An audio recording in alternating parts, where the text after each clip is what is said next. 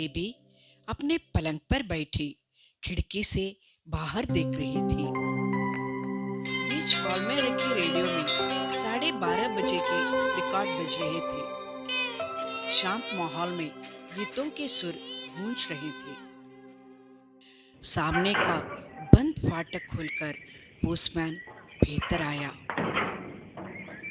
अहाते की बजरी पर उसकी आहट सुनाई दी।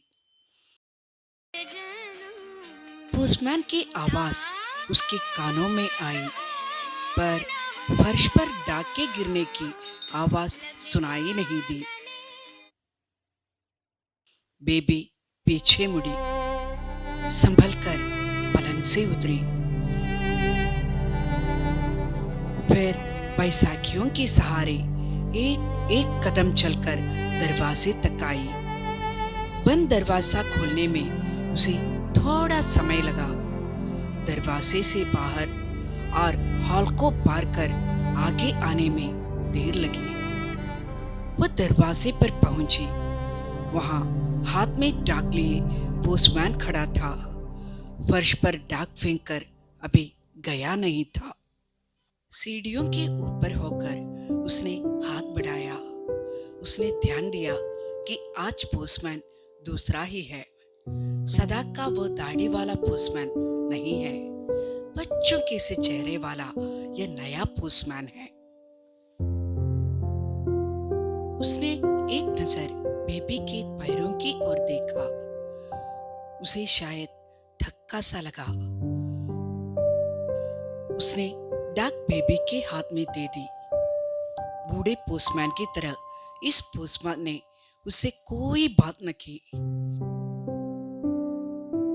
माँ के हाथ में डाक देकर बेबी पीछे की ओर मुड़ी और बड़ी कुर्सी पर बैठकर बोली, माँ, आज का पोस्टमैन नया था, तो इसमें आश्चर्य की कौन सी बात है? बदल गया होगा।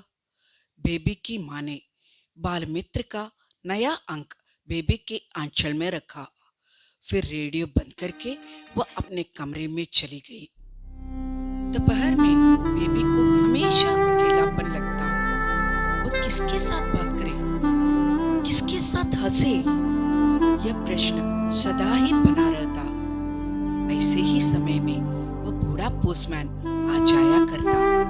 वह हमेशा ही जल्दी में रहता, फिर भी कभी कभी खिड़की तक आकर डाक देता। कोई न कोई परिचित आया देखकर बेबी को अच्छा लगता। इसके बाद तीसरे दिन फिर पोस्टमैन की आवाज आई। डाक गिरने की आवाज नहीं सुनाई दी। चलती हुई बेबी अहाते में आई। पोस्टमैन अभी खड़ा था। बेबी की ओर देखकर वो मुस्कुराया। बेबी भी हंसी।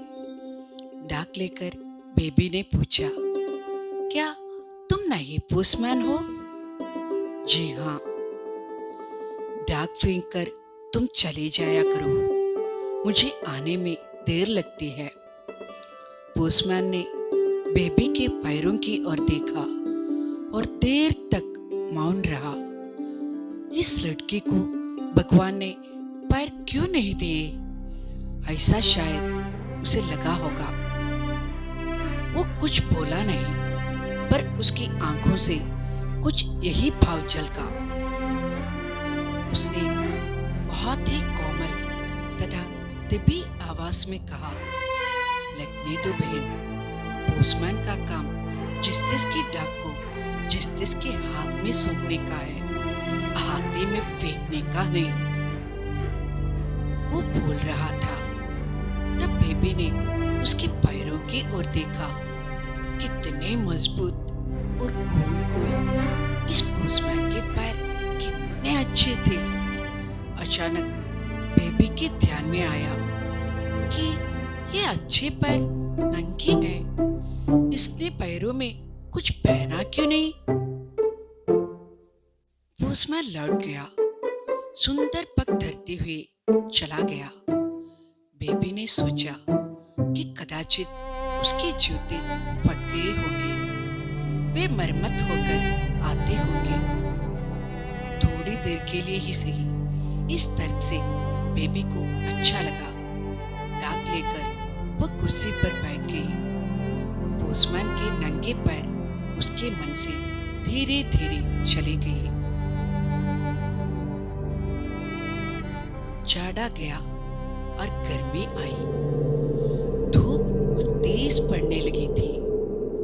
कोलता की सड़क तपने लगी थी। पर पोस्टमैन आता, उसके पास छाता नहीं, साइकिल नहीं और जूता भी नहीं था। धूप से उसका चेहरा लाल पीला होता। पसीने से उसकी कमीज पीठ से चिपकी रहती। सूखे अधरों पर वह जबान फिराकर लजीली हंसी हंसता और डाक देकर लौट जाता। धूप से जलते नंगे पैर घूमता रहता। उसने माँ से पूछा, माँ, वो पोस्टमैन नंगे पैर ही क्यों घूमता है? माँ ने कहा, चाइन से कोई नंगे पैर घूमेगा बेटी? पैरों में डालने के लिए उसे मिलता ना होगा। बेबी ने मन ही मन निश्चय किया कि वो उस पोस्टमैन को नंगे पैर चलने नहीं देगी। यह तय करते ही उसे सुखद अनुभूति हुई। हमेशा आने वाला मोची जब घर आया तब बेबी ने उसे पास बुलाया और 5 रुपया उसके हाथ में देकर धीमी आवाज में कहा, मुझे इसके जूते बना दो। हरीबा ने सिर हिलाकर कहा, बना दूंगा बहन, नाप ले लो। वो बोली, अरे मेरे पैर का नहीं। फिर किसके लिए? हरीबा ने पूछा। इस प्रश्न को सुनकर बेबी एक उलझन में पड़ गई। उसको लगा कि मानो अब सारा खेल बिगड़ने जा रहा था। अंत में प्रतीक्षा करते हुए मोची से उसने कहा, 2 दिन के बाद आओ हरीबा, मैं माप दूंगी। दूसरे दिन पोस्टमैन आया और थोड़ी देर तक एक एक कर डाक देकर चला गया। डाक को कुर्सी पर रखकर बेबी अहाते के किनारे आई और सीढ़ियों से नीचे उतर गई।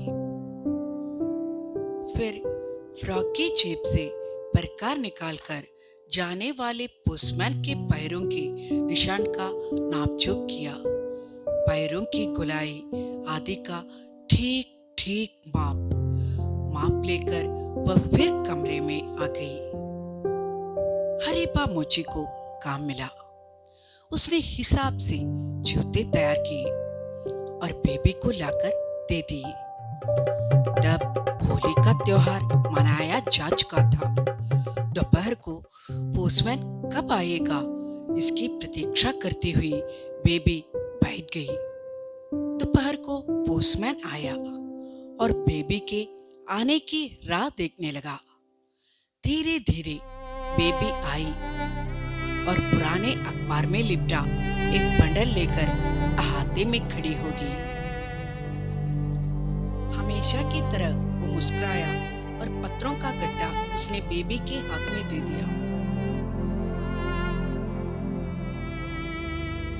बेबी ने टोका, अजी, तुमने होली का उपहार नहीं मांगा? पोस्टमैन ने कहा, मांगूंगा बहन जी, साहब से भेंट नहीं हो रही है। यह सुनते सुनते बेबी ने पोस्टमैन के हाथ में जूते का बंडल थमा दिया। अचरज से सक पकाकर उसने बंडल खोला। भीतर एक जोड़ी सुंदर जूते थे। पोस्टमैन मन ही मन कह उठा, इस बच्चे ने तो मुझ नंगे पैर को जूते दिए, उसके पैर नहीं है, वो मैं कैसे दे सकूंगा? काम खत्म करके वो सीधा पोस्ट ऑफिस गया। बड़े बाबू के टेबल के सामने जाकर बोला, साहब मेरी लाइन बदल दीजिए, सिटी में कहीं भी बदली कर दीजिए।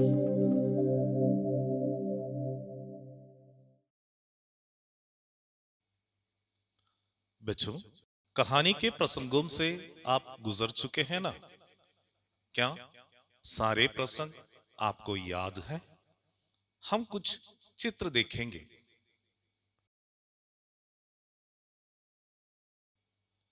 यह कौन सा प्रसंग है? लड़की को देखकर पोस्टमैन क्यों स्तब्ध रह गया?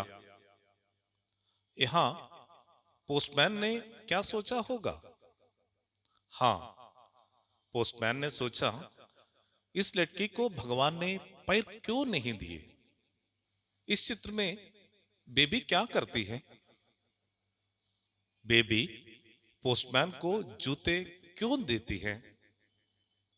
हाँ, पोस्टमैन नंगे पैरों चलता है। बताएं, वो क्यों नंगे पैरों चलता है? कड़ी धूप में, छाता या साइकिल के बिना पोस्टमैन नंगे पैर चल कर आता है। ये बेबी के मन को छू लेता है, इसलिए वो पोस्टमैन को जूते बनवा कर देती है। देखिए, पोस्टमैन को जूते मिल गए, फिर भी वो उदास है। क्यों? यहाँ पोस्टमैन ने क्या क्या सोचे होंगे? मैं इस बच्ची को पैर कैसे दे सकूं? दोस्तों, ये चित्र किसकी सूचना देता है? ठीक है बच्चों, उस दिन की घटनाएं और अपने विचार पोस्टमैन डायरी में लिख रहा है। उसने क्या क्या लिखा होगा? जरा देखें, पोस्टमैन ने अपनी डायरी में क्या क्या लिखा है। ये जूते मेरे लिए अनमोल तोहफा है। सालों से जूते के बिना चल रहा हूं, किसी ने भी ध्यान नहीं दिया। यहां तक मैं भी। उस मासूम लड़की ने मेरे अभावों को पहचाना। आज उस बच्चे ने तो मुझ नंगे पैर को जूते दिए। उसके पैर नहीं है, वो मैं कैसे दे सकूं? आज सचमुच उसने मुझे रुलाया। उसके अभावों को कैसे पूरा करूं?